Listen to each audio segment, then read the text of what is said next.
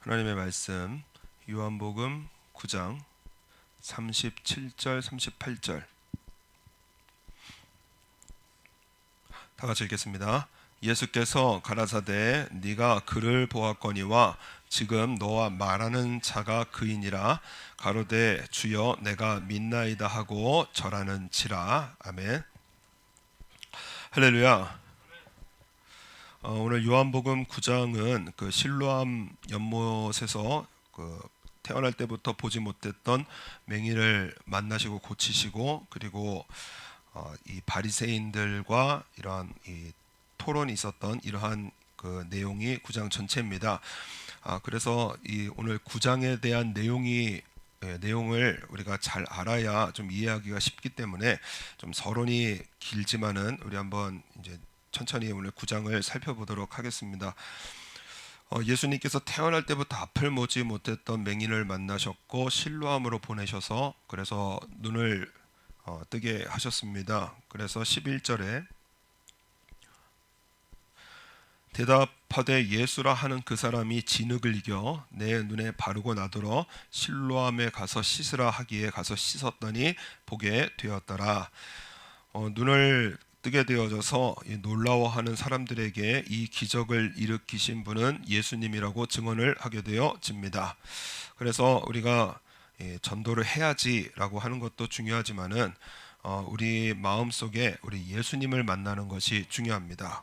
예수님의 구원, 예수님의 능력을 내가 경험하는 것이 이것이 우리 중요하다고 우리 지난주에 말씀같이 나누었습니다. 그때의 14절 말씀 보니까는 이 예수께서 진흙을 이겨 눈을 뜨게 하신 날은 안식일이라, 의미가 있는 날입니다. 안식일. 그랬더니 이 바리새인들이 15절에 그 어떻게 보게 된 것을 물으니 가로되 그 사람이 진흙을 내 눈에 바르매 내가 씻고 보나이다. 그것을 다시 증거합니다. 16절 바리새인 중에 혹은 말하되 이 사람이 안식일을 지키지 아니하니 하나님께로서 온 자가 아니라 하며, 혹은 말하되 죄인으로서 어떻게 이러한 표적을 행하겠냐 하며 피차 쟁론이 되어집니다. 그래서 안식일을 지키지 않았으니까 죄인이다. 죄인이 어떻게 이런 표적을 행하느냐, 이러한 논쟁이 벌어지게 되어집니다. 그래서 그 당시의 상황을 좀 자세히 알아보려고 부모를 불러서 질문을 합니다. 그런데 이 부모가 답을 회피합니다. 얘기를 잘 안 해요. 왜냐? 22절에 그 부모가 이렇게 말한 것은 이미 유대인들이 누구든지 예수를 그리스도로 시인하는 자는 출교하기로 결의하였으므로 저희를 무서워함이라. 이 출교, 뭐 예를 들어서 단순히 그러니까 교회에서 쫓겨난다는 얘기인데, 이 출교를 당하면은 단순히 이제 교회 밖으로 나가는 게 아닙니다. 이 사회에서 매장당합니다.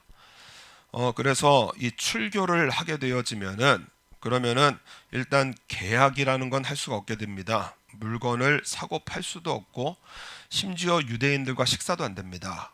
그리고 유대인들에게 그 2m 4규빗이거든요. 4규빗 2m를 떨어져야 되는데 이것을 어기면은 그러니까 출교당한 사람이 나한테 가까이 오면 돌로 쳐 죽여도 괜찮았어요. 그러니까는 사회에서 완전히 매장되어지는 게 출교입니다. 그래서 코로나가 한참 심각했을 때 코로나 걸리는 것과 비슷한 거예요. 그래서 이 아주 사형 선고와 같은 이 일인데, 그런데 이 소경되었던 사람이 어떻게 하느냐? 24절에 이에 저희가 소경되었던 사람을 두 번째 불러 이르되 너는 영광을 하나님께 돌리라. 우리는 저 사람이 예수님입니다. 죄인인 줄 아노라. 그래서 예수님을 죄인으로 정죄를 해 놓은 상태입니다. 그렇기 때문에 지금 말 잘못하면은 출교당합니다. 사회에서 매장되고, 그리고 이 정말 괴롭게 인생을 마무리해야 되는 이러한 이 일이 되어집니다. 그랬는데 32절에 소경이 뭐라고 그러느냐? 창세 이후로 소경으로 난 자의 눈을 뜨게 하였다 함을 듣지 못하였으니 이 사람이 하나님께로부터 오지 아니하면 아무 일도 할 수 없으리이다. 담대하게 신앙 고백합니다. 왜냐? 실제로 들었고 자신이 실제로 경험을 했고, 그리고 실제로 예수님을 보았던 것입니다. 경험되어진 예수님이기 때문에 부인할 수가 없는 거예요. 창세 이후에 소경되었던 자를 그 눈뜨게 하는 것을 내가 들어보지 못했다는 거예요. 하나님께로 오신 분이 맞습니다라고 예수님의 그것을 인정을 합니다. 그랬더니 34절에 저희가 대답하여 가로되 네가 온전히 죄 가운데 나서, 왜냐 이 눈이 안 보였던 것은 죄인이라는 증거였거든요. 그런 인식 속에 있었던 사회이기 때문에 네가 온전히 죄 가운데 나서 우리를 가르치느냐. 지금 바리새인들 자기들은 죄인 아니라는 것입니다. 너는 죄 가운데 나서 우리를 가르치느냐 하고 이에 쫓아내어 보내니라. 지금 예수님 인정하면은 사형선고와 같은 이 출교를 당하게 되어지는데, 이것을 뻔히 알고도 두려움에 지지 않았던 이유가 무엇이냐? 이 사람은 예수님을 경험한 사람입니다. 35절에 예수님은 이러하신 이 맹인을 찾아오십니다. 예수께서 저희가 그 사람을 쫓아냈다 하는 말을 들으셨더니 그를 만나사 가라사대 네가 인자를 믿느냐, 이렇게 말씀을 하십니다. 이 네가 인자를 믿느냐, 이 말씀은 그 인자라고 하는 표현은 예수님께서 자신을 가르치실 때 하시는 표현이십니다. 그래서 인자라는 표현을 하시는데, 이 인자라는 표현이 무엇이냐면 바로 구원의 하나님, 메시아라는 뜻입니다. 이 원래 뜻은 무엇이냐면 사람의 아들입니다. 사람인 아들자, 그래서 사람의 아들인데, 그런데 이 인자라는 표현이 구약 성경에 보면은 다니엘서, 에스겔서에 인자가 오신다, 이렇게 예언을 해 놓았습니다. 그래서 다니엘서 7장 13절, 굉장히 많은 곳이지만 대표적으로 다니엘서 7장 13절의 말씀 보면 내가 또 밤 이상 중에 보았는데 인자 같은 이가 하늘 구름을 타고 와서 옛적부터 항상 계신 자에게 나와서 그 앞에 인도되매 그에게 권세와 영광과 나라를 주고 모든 백성과 나라들과 각 방언하는 자로 그를 섬기게 하였으니 그 권세는 영원한 권세라 옮기지 아니할 것이요 그 나라는 패하지 아니할 것이라. 그러니까 다니엘이 환상 중에 본 것이 무엇이냐? 인자를 보았다는 거예요. 사람의 아들처럼 보이는 인자를 보았는데 그분이 누구시냐? 메시아시고 영원한 권세를 가지고 계시고 그 나라는 패하지 않을 거라는 이러한 예언을 다니엘서에 그리고 에스겔서에 기록이 되어져 있습니다. 그렇기 때문에 당시에 유대 사람들 하면은 인자 하면은 메시아로 알고 있었어요. 그러니까 네가 인자를 믿느냐, 그러면 너를 구원하는 메시아를 믿느냐, 그런 뜻입니다. 그랬더니 36절에 대답하여 가로되 주여 그가 누구시오니까 내가 믿고자 하나이다. 37절 예수께서 가라사대 네가 그를 보았거니와 지금 너와 말하는 자가 그니이다, 이렇게 말씀을 하십니다. 여러분, 소경되었던 사람, 이 사람 소경되었거든요. 날 때부터 아무것도 못 봤던 사람입니다. 얼마나 보고 싶은 게 많았겠습니까? 하늘도 보고 싶고 땅도 보고 싶고 그리고 자연도 보고 싶고 사람도 보고 싶고 만나고 싶은 사람도 만나고 싶고, 그죠? 보고 싶은 사람들, 그러한 이 자연들 많았을 거예요. 그런데 이 맹인이 눈을 뜨고 나서 가장 중요하게 봐야 될 분이 무엇이냐? 바로 예수님을 보는 것이라고 알려주시는 것입니다. 이 긴 이 서론을 통해서 예수님께서 하시고자 하시는 것은 무엇이냐? 날 때부터 맹인된 이 사람이 봐야 될 분이 계시는데 바로 우리 예수님을 보는 것이라고 알려주시는 거예요. 이것이 왜냐하면은 여러분, 우리가 태어날 때부터 우리가 죄인이라고 기록을 하셨습니다. 죄를 지어서 죄인이 아니라 태어날 때부터 우리는 죄 가운데 출생을 해서요. 다윗이 뭐라고 고백을 하느냐? 내가 죄악 중에 출생하였으며 모친이 죄 중에 나를 잉태하였나이다.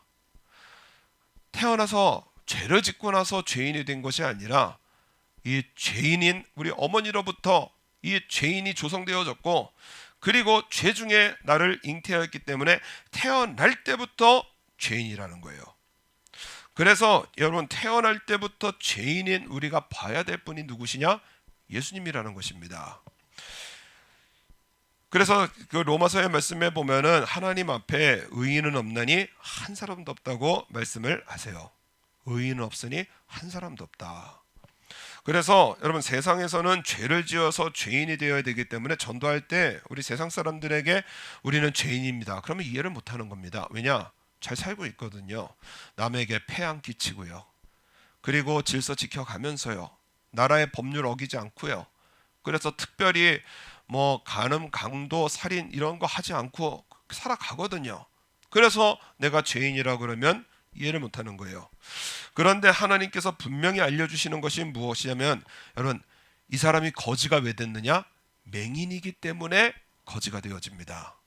맹인이기 때문에 거지가 되어져요. 마찬가지로 여러분 우리의 삶은 죄인이기 때문에 죄의 열매를 맺습니다. 그래서요 우리 스스로 인생에 좋은 열매 거두는 사람 그렇게 많지가 않아요. 생각의 열매도 죄고요, 행동의 열매도 죄고요. 그래서 자기만 모르지 이 죄의 모습 속에 살아가는 것이 바로 인간의 모습이라는 것입니다. 이것을 깨우쳐 주러 오신 분이 바로 우리 예수님이시라는 것입니다. 39절에 예수께서 가라사대 내가 심판하러 이 세상에 왔으니 보지 못하는 자들은 보게 하고 보는 자들은 소경되게 하려 함이라 하시니, 무슨 말씀이냐? 여러분 심판은 무엇이냐면 처벌을 하는 게 아닙니다. 심판은 뭐냐면 옳은 것과 옳지 않은 것을 정확하게 판단을 하는 거예요. 그래서 우리가 운동 경기에 심판이 있으면 뭐냐? 이게 라인으로 들어왔는지 라인으로 들어가지 않는지, 제대로 플레이를 했는지 반칙인지를 구별하는 역할을 하는 사람이 바로 심판입니다. 예수님께서 심판자로 이 땅에 오셨다는 것은 무엇이냐? 옳은 것과 옳지 못하는 것을 정확하게 구별하여 판단하시러 이 땅에 오신 분이 바로 우리 예수님이시라는 거예요. 이 죄인이 이 맹인이 사람들에게 어렸을 때부터 들었던 말이 무엇이냐? 너는 죄인이라는 거예요. 요한복음 9장 2절에 요한복음 9장 2절 말씀 보면 제자들이 물어 가로되 납비여 이 사람이 소경으로 난 것이 네 죄로 인함이오니까, 이 정해져 있습니다. 죄 때문에 그렇게 소경이 되었다는 거예요. 자기 오니까 그 부모 오니까. 그랬더니 예수님께서 옳고 그름을 바르게 심판해 주십니다. 3절 말씀 보면은 우리 예수님께서 하시는 판단이, 예수께서 대답하시되 이 사람이나 그 부모가 죄를 범한 것이 아니라 그에게서 하나님의 하시는 일을 나타내고자 하심이니라. 정확하게 판단을 해주세요. 예수님은 모든 심판의 기준이 되어지십니다. 그래서 우리가 예수님을 믿어야 하는 이유는 무엇이냐? 여러분 우리가 예수님을 만나고 예수님을 믿어야 하는 이유가 무엇이냐? 우리의 모든 지혜와 심판의 기준이 되시는 예수님으로 사는 삶은, 그 삶은 예수님께서 지혜가 되어 주십니다. 바른 길로 인도하세요. 그래서 그 삶이 걸어가는 길은 영생이 되어집니다.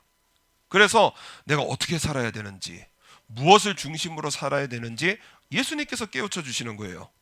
그런데 예수님께서 계시지 않는 사람은 그 인생에 남는 것은 어리석음입니다. 그래서 남이 나를 어떻게 생각하는지, 내가 하는 것이 옳은 것인지 그런 것인지 모르고 살아가다가 결국에는 멸망의 길을 가는 것이 바로 예수님을 믿지 않는 사람들의 모습이라는 거예요. 그래서 요한복음 3장 16절 말씀 보면 하나님이 세상을 이처럼 사랑하사 독생자를 주셨으니 이는 저를 믿는 자마다 멸망치 않고. 여러분 예수님이 안 계시면 멸망의 길을 갑니다. 어리석은 말을 하고 어리석은 생각을 하고 어리석은 길을 가는데 자기는 몰라요. 그러다가 멸망의 길을 가게 되어진다는 것입니다. 이러한 어리석은 인간들에게 우리 예수님께서 지혜가 되시고, 그리고 심판의 기준이 되셔서, 그래서 예수님을 믿는 자들은 우리 예수님께서 지혜가 되셔서 바른 길로 인도해 주시고 그 결국엔 영생을 얻게 하려 하심이니라. 여러분 우리가 예수님으로 생각하고 예수님으로 판단하고 예수님으로 살아야 될 일이 바로 여기에 있어요. 우리의 삶을 예수님으로 눈뜨지 못하면은 눈뜬 장님 됩니다. 그래서 어리석게 인생 살아가다가 멸망의 길을 걷게 되어집니다. 여러분, 우리가 상식적으로 생각할 때 맹인이 눈 떴으면은요, 이거 놀랄만한 일 아닙니까? 그죠? 태어날 때부터 못 보던 사람이 갑자기 눈이 생겨가지고 보기 시작했어요. 그러면 아무리 어리석은 사람이라도 한 번은 생각해볼 문제인데요. 그런데 지금 바리새인들 뭐라 그러느냐? 안식일에 고쳤으니까 죄인이라는 거예요. 여러분, 이게 지금 정상적인 말입니까? 눈을 뜬 사람을 보고도 안식일에 고쳤으니까 죄인이라는 거예요. 그러니까는 여러분, 구약 율법의 전문가들입니다. 이 바리새인들. 그 중에 구약 중에 참 중요하게 생각했던 그러한 구약의 그 복음서, 이사야서인데, 이 이사야서를 모르는 사람들이 없고요. 이사야서는 거의 다 딸딸 외우다시피 하는 사람들이 바리새인들입니다. 이사야서에 뭐라고 기록되어 있냐?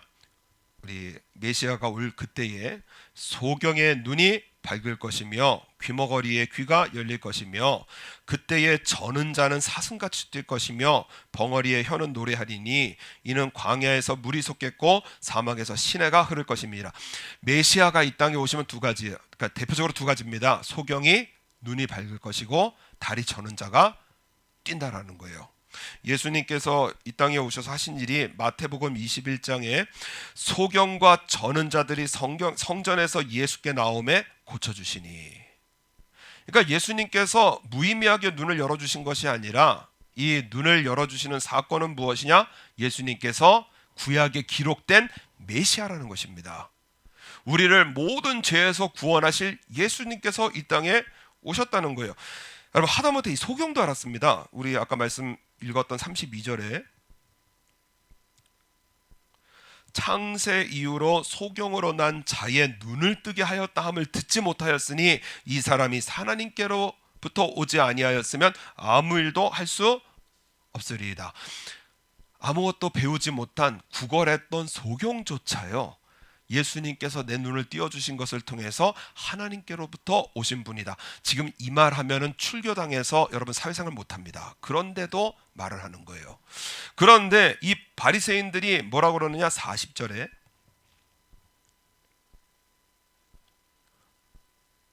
바리새인 중에 예수와 함께 있던 자들이 이 말씀을 듣고 가로되 우리도 소경인가? 이건 무슨 말씀이냐? 우리도 안다는 거예요.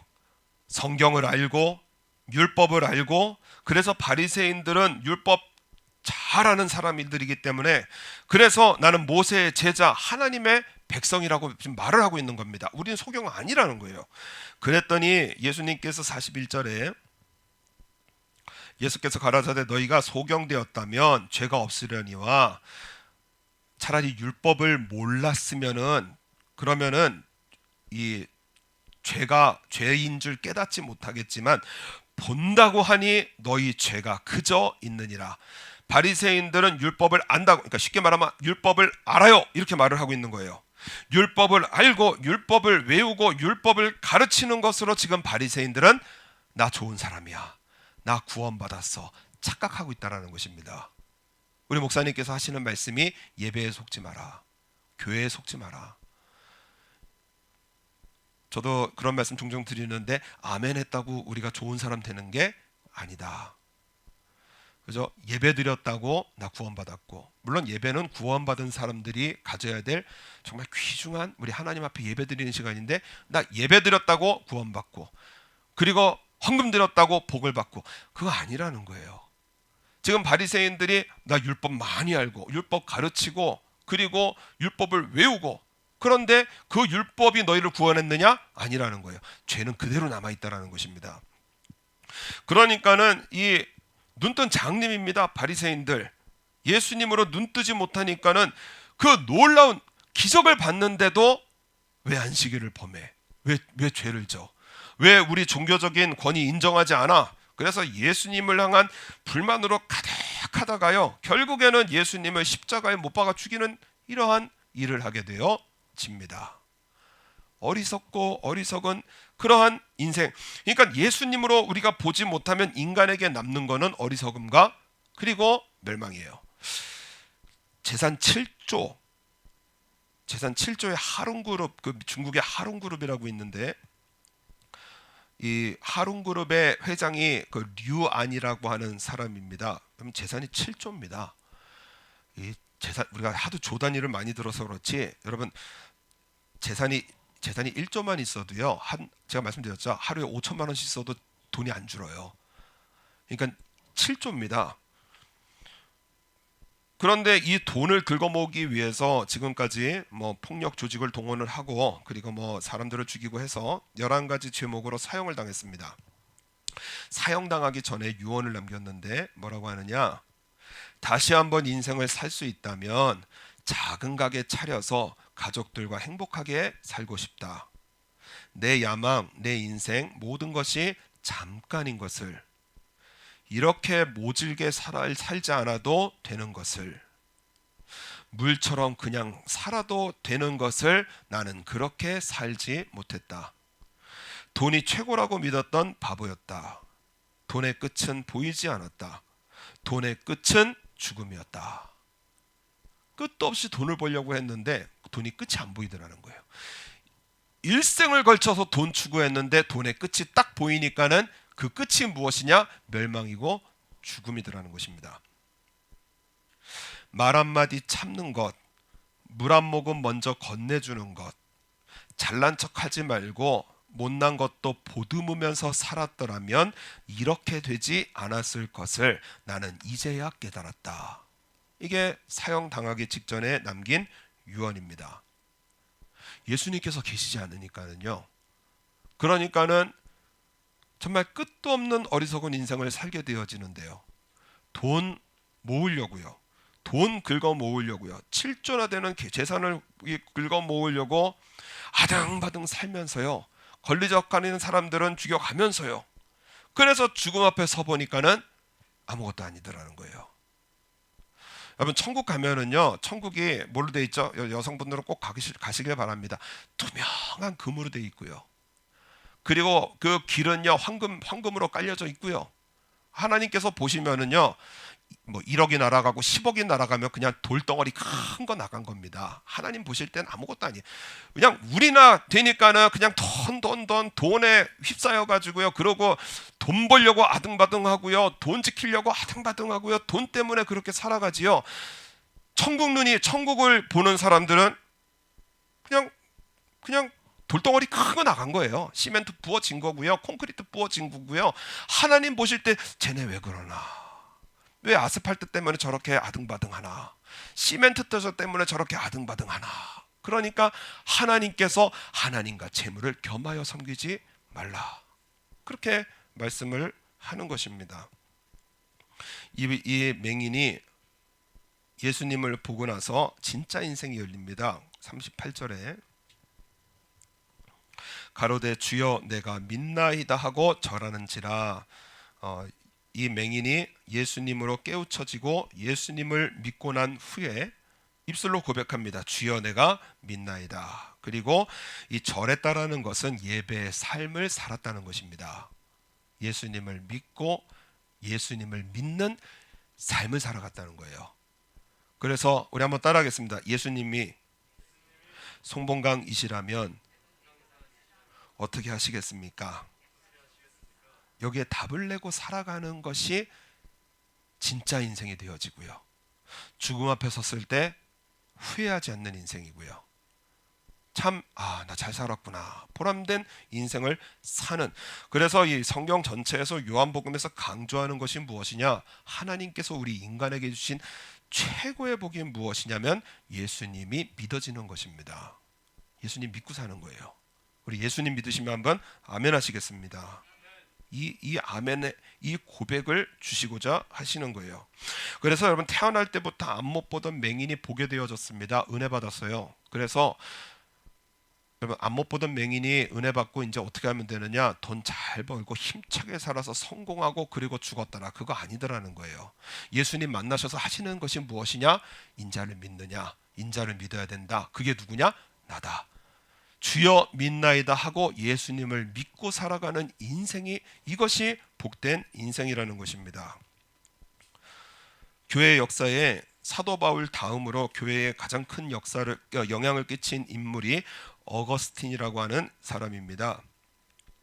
자신에 대한 인기와 존경이 최고에 달했을 때 이 기독교 3대 고전이라고 꼽히는, 그러니까 철로 역정이 있고 그리스도를 본받아라는 책이 있고 고백록이라고 하는 책을 써서, 근데 그 고백록에 무슨 내용이냐, 내가 지독한 죄인이었다라는 것을 고백을 합니다.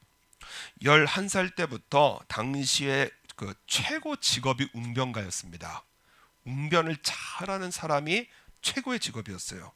그래서 최고의 웅변가가 되기 위해서 라틴어를 배웠고 17살에 최고의 도시, 교육도시, 지금으로 말하면 미국의 그 아이비리그와 같은 카로타구에서 유학을 하면서 인생 성공에 대한 꿈을 꾸었습니다. 그런데 어느 날 아버지로부터 편지를 받았는데 집안 형편이 어려워져서, 그래서 이제 유학비를 지급을 할 수 없으니 유학 생활을 그만두고 돌아와야 된다는 거예요.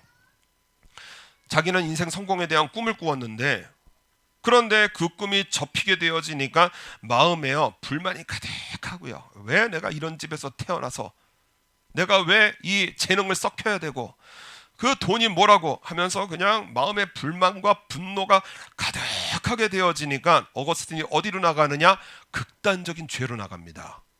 그래서 불량 친구가 어울리게 되어지고, 여러분 남자들끼리 모이면은요 이 가장 큰 죄를 짓는 것이 자랑거리일 때가 많아요. 나 이렇게 했어, 나 이렇게 했어. 그래서 그 불량 친구들과 함께 가장 그냥 내가 더 지독한 죄를 졌어, 내가 뭐 이랬어 하면서 이 죄의 길을 걷는데, 당시에 마니교라는 종교에 빠져서 이 모든 것이 죄가 아니라는 확신 속에 살고 있었어요. 이때에 어거스틴의 인생이 바뀌는 계기가 있었는데, 사랑하는 친구가 병으로 죽는 충격적인 일을 보게 되어집니다. 친구의 죽음이라는 것을 앞에 두고 마니교의 유명한 선생들을 찾았는데 이 마음이 시원해지는 답을 얻지 못하는 거예요. 당시에 유행했던 학문에서도 답을 얻지 못했습니다. 친구의 죽음이라는 것 앞에 세상의 종교도 학문도 답이 되어주지를 못하더라는 거예요. 그런데 어느 날 교회에, 당시에 이제 목회자를 감독이라고 하는데, 그 교회의 감독이었던 암브로시우스의 설교를 듣게 되어집니다. 다윗 왕에 대한 설교였습니다. 부하의 아내를 탐내서 그 부하였던 우리아를 죽이고 그의 아내를 차지한 후에 이 회개하는 내용에 대한 설교를 들었습니다. 어거스틴의 고백에 의하면 하나님의 영이 생명의 빛을 비추어 주시는데 비로소 보이더라는 거예요. 무엇이 보이느냐? 자기의 지독한 죄의 모습이 보이더라는 것입니다. 그분의 표현이 뼈가 으스러지는 죄의 고통 속에 내가 어떻게 해야 됩니까? 자기가 어떻게 해야 될지도 모를 정도로 자기의 극심한 죄의 모습을 보게 되어지고 절망에 빠지게 되어집니다. 그런데 정원에서 노는 아이들이 노래를 부르며 지나가는데 듣도 못한 노래가 울리던데, 집어 읽으라 집어 읽으라, 그런 노래가 들리더라는 거예요.